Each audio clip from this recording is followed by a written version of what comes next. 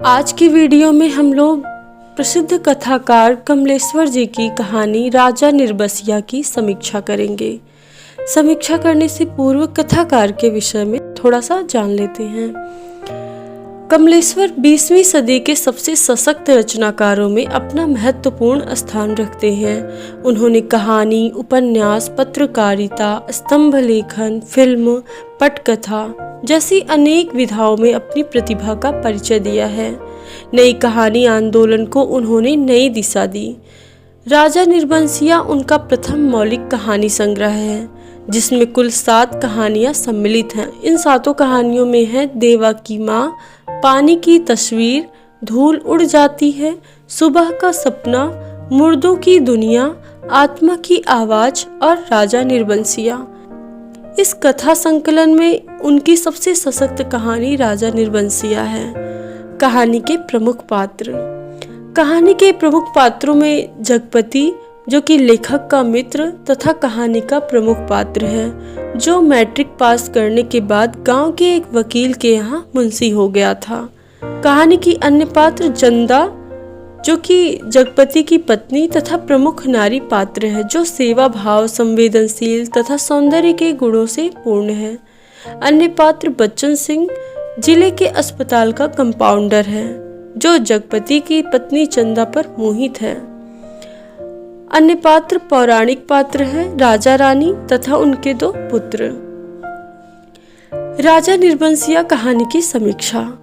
मुख्यतः राजा निर्बसिया एक प्रयोग धर्मी कहानी है। इसमें कहानीकार ने किस्सा गोई का प्रयोग किया है।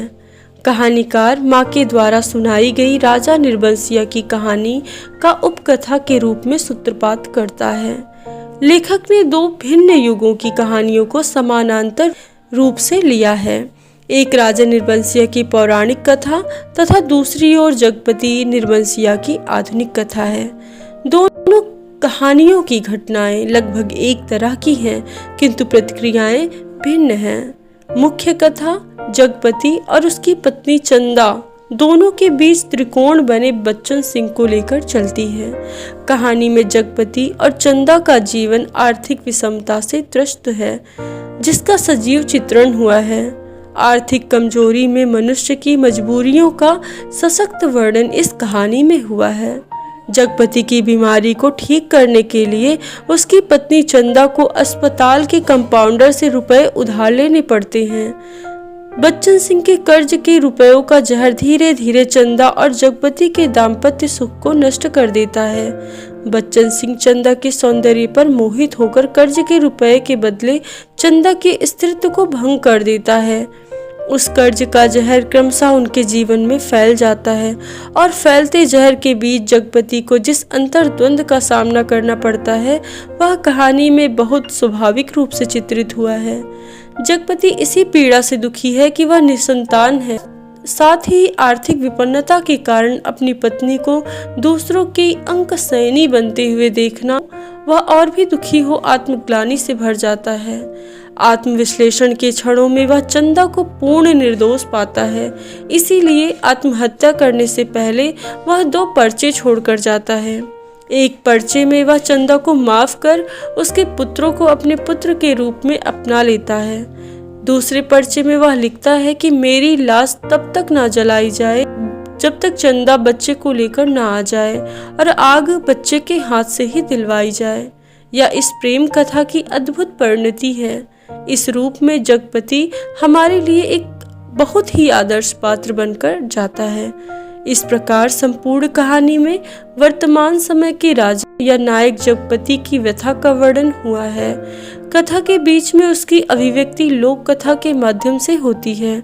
जैसे ही कहानी जगपति और चंदा के जीवन के दर्द से बोझिल सी होने लगती है, वैसे ही लोक कथा का वर्णन होने लगता है। परंपरागत दंत कथा आधुनिक कथा के उद्देश्य को प्रकट करने में प्रभावमयता उत्पन्न करती है। लेखक की मूल संवेदना यही है कि वह बदलते हुए परिवेश को देखकर अत्यंत भावुक हो उठता है। वह देखता है कि आधुनिक मानव संक्रमण की स्थिति में जूझ रहा है। वह पूरी तरह शहरी भी नहीं हो पाया है और कस्बों के संस्कारों को ना छोड़ पाने के कारण मूल्यहीन जीवन भी नहीं जी पाता है। यहाँ तक कि वह आत्महत्या तक करने को विवश हो जाता है। इसी संक्रमणकालीन जीवन की विषम परिस्थितियां राजा निर्बंसिया में देखने को मिलती हैं। प्रस्तुत कहानी में एक कस्बाई परिवेश पूरी तरह से उभर कर सामने आया है। युगीन परिवेश व वातावरण को स्पष्ट करने के लिए लेखक ने प्राचीन कथा का आश्रय लिया है। आधुनिक युग के अर्थलोलुप परिवेश में कैसे मूल्यों का खंडन होता है, कैसे नैतिकता का स्खलन होता है, इसको प्राचीन कथा के माध्यम से लेखक और अधिक प्रभावमयता के साथ प्रस्तुत करता है। पहले के समय में पति पत्नी में निस्वार्थ प्रेम होता था। शारीरिक पवित्रता सर्वोपरि मानी जाती थी। पति पत्नी अपनी शंका का समाधान तुरंत करते थे। स्त्री के चरित्र पर शंका होने पर वह सगर्व अग्नि परीक्षा को तत्पर हो जाती थी। ईश्वरीय चमत्कार तथा आचरण की सत्यता के कारण लोग पश्चाताप से नहीं जूझते थे और भयानक मानसिक यंत्रणाओं से बचे हुए थे। मूल्यों का सर्वाधिक महत्व था और उसमें किसी प्रकार की टकराहट नहीं थी। प्राचीन परिवेश की अभिव्यक्ति के साथ ही आधुनिक युग का संघर्षमय व टूटते जीवन मूल्यों वाला परिवेश भी व्यक्त हुआ है। संपत्ति मोह के कारण टूटते हुए मूल्य व्यक्ति को हताशा व अवसाद में धकेल देते हैं। पति पत्नी का जो रिश्ता सबसे पवित्र व विश्वास का माना जाता था, आज वह समझौतों तक सीमित रह गया है तथा लोगों की आस्थाएं टूट रही हैं। आज थोड़े से धन के लिए व्यक्ति अपनी पत्नी तक को दांव पर लगा देता है। कमलेश्वर अपनी इसी संवेदना को व्यक्त करने के लिए जीवन में व्याप्त कृत्रिमता, खोखलापन, आडंबर प्रियता आदि को दिखाने का प्रयास किया है। उन्होंने वैयक्तिक नैतिकता को महत्व दिया है।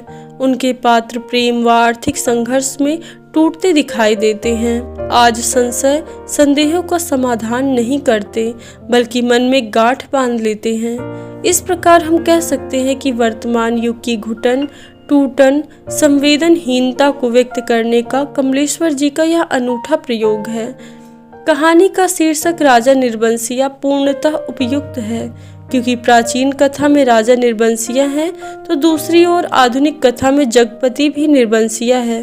पूरी कथा जगपति और चंदा के इर्द गिर्द ही घूमती है।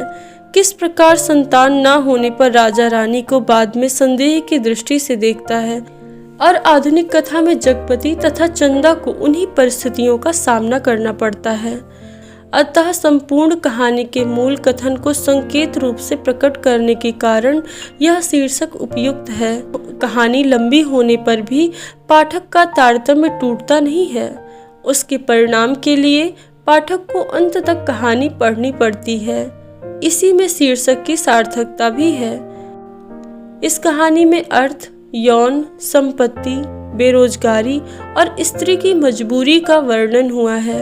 अर्थलोलुपता के कारण गिरते नैतिक मूल्यों व खंडित आदर्शों का परिणाम अंततः निराशा, हताशा व अवसाद में होता है।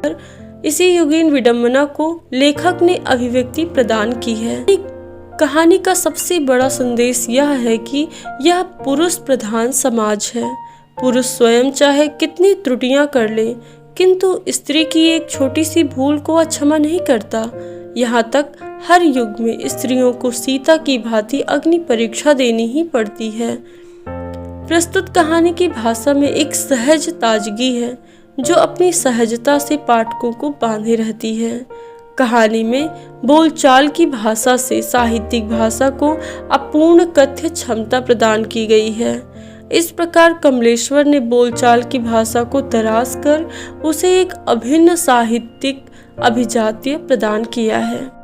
इस प्रकार कह सकते हैं कि राजा निर्बंसिया कहानी आर्थिक व्यवस्थाओं द्वारा दाम्पत्य संबंधों की मधुरता को कड़वाहट में बदलने, संतानहीन दंपत्ति की सामाजिक स्थिति और मानसिक पीड़ा की कहानी है, जो आधुनिक युग के टूटते जीवन मूल्यों, आस्थाओं, विश्वासों तथा मजबूरियों को स्पष्ट करती है। हम आशा करते हैं कि आपको राजा निर्बंसिया कहानी की यह समीक्षा समझ में आई होगी तथा आप सभी के लिए परीक्षोपयोगी होगी। अगले वीडियो में हम लोग किसी अन्य कहानी की समीक्षा पे चर्चा करेंगे। तब तक के लिए धन्यवाद।